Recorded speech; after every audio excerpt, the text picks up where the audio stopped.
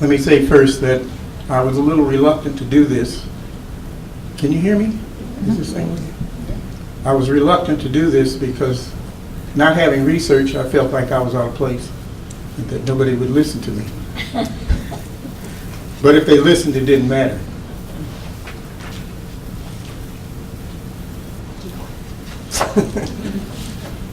So in reviewing what I was going to say, it occurred to me that I need to remind everybody here that as a community partner, I'm speaking to your subconscious.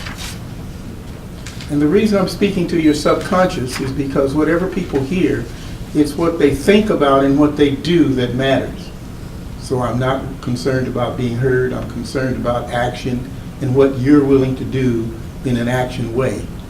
So open your subconscious or bring it up.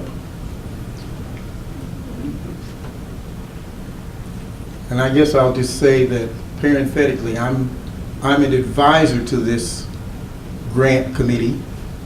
And as an advisor, I'm only concerned about establishing a growth, fostering relationship with the committee and with the community, so that everybody's clear what I'm doing here and I'm clear about what I'm doing here. I want to remind everybody that developing a community partnership will be a challenge as far as I'm concerned. And the challenge is that first, we must understand our own relationships and experiences. People don't usually realize what they're doing every day, they just do it. So the challenge is going to be to come to grips with your own day-to-day living, become familiar with what that is, and then put it on the table with what the change you're expecting to either involve yourself in or to make. And to do that, that's a comparison action that you have to take part in. That's not something your boss said you had to do or the university said you had to do or you have to pass a test to do. It's a day-to-day contact. We don't deal with that very much. We deal with our habits that we have all the time. So as a process and as a challenge, we have to identify the emerging experiences that are going to work for us when we're talking to somebody else. And it's usually somebody you don't know. You may know their name, but you don't know who they are. You don't know how they live. You don't know how you can compare their life to your life, or vice versa. People experience change in their relationship through the impact of their influences. The people around you influence what you do, and you influence what they do. The people we're asking you to partner with, you don't have a clue what they're like, what that relationship's going to be, and how you're going to work in it. So that's a real impact, and it's going to be difficult for the community to come to grips with the kinds of things that they've already witnessed and not been very happy with. And let me remind everybody that part of that experience is being told for millennia or for forever that research and resources are going to be put into the community for the needy and the people that need it. And as they do that, they're going to have a better life. And in most cases, that never happened. And when somebody had the guts to confront an official, an administrator, or someone responsible why it didn't happen, there were all kinds of excuses and reasons, but it still didn't happen. Now we're talking about building a partnership with the community. My fear is the community's already pushed back and said, how many times are you going to slap me in the face? And they're not going to, well, they may say okay, but they're not going to be willing to do very much. And we can't be successful if the pushback's from the community that we're trying to form partnerships with. So I'm really concerned about where people are in their head when they think about cooperating.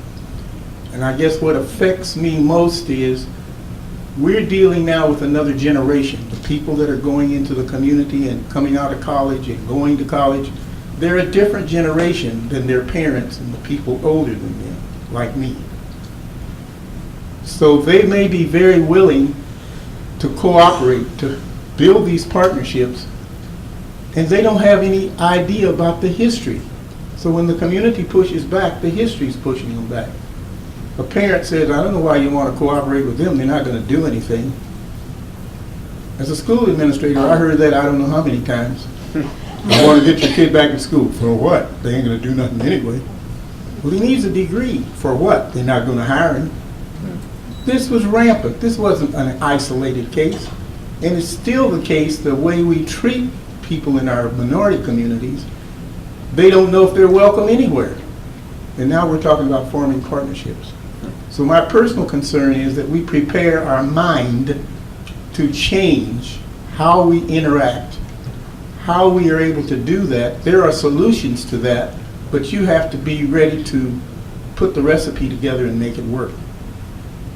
So I'm concerned about where the new generation is coming from to integrate the partnership to make things work. So one of the things I did look up was things that we need to do to be sensitive is to remember the fear of mistreatment that the community already has. You don't have anything to do with that. It's already been put there. And so the activities that we suggest must reflect goodwill. Can't just be some words. You say, I'm going to feed you. Somebody better be out there with a truck or something to give you something that's only a bottle of pop. Because that reflection is what they're looking for. What are you going to do? And they're not going to ask you anything.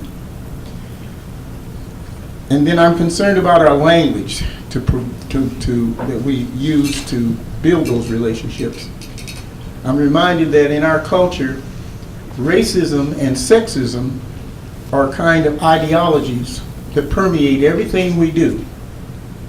And more often than not are seen as natural, normal, and inevitable. So if somebody does something against a woman or a minority, so what's the problem? That's always been the case. Nothing new. It might be new to the person it happened to, but that's the only person it's new to. Everybody else, well, you know how they feel about them or whatever. I'm reminded that our culture, in looking at racism and sexism, we also live by the myth of meritocracy. Now, that was a new word in my vocabulary when I got in the school district. I didn't really know what that meant. I thought I knew what it meant. But when you talk about meritocracy, you're talking about those people who are successful. And who are they? They're the people that get to college, have good grades, graduate, get the honors, and go on and get all of the upper level benefits. They did all the right things. And then what about all those people who didn't make it in that manner? What do they say about them? Well, they didn't have the right stuff. They didn't know how. With no excuses or reasons for that response. It's just that they weren't designated, delegated, anointed, or looked at or perceived as being able to do anything. So it's their fault. It doesn't matter how many people pushed them down, kicked them, didn't give them an opportunity. It was still their fault. We still live by that. You ask somebody why somebody didn't make it, well, he probably didn't do the right things. They say that without knowing the person. I'm not talking about knowing what somebody did and then saying, well, he didn't do this, this, and this. They're just taking the whole thing collectively in a general way and saying, well, if he didn't make it, he probably didn't pass all the tests, do all the right things, which is not true. I just want to remind people that's still how we treat our populations, all of our population. And that kind of expectation puts us on the map for not being believed in terms of forming partnerships and developing relationships. So we've got a big job to do, and I just want everybody to know it's going to be a challenge, and it's going to be in your heart and in your head.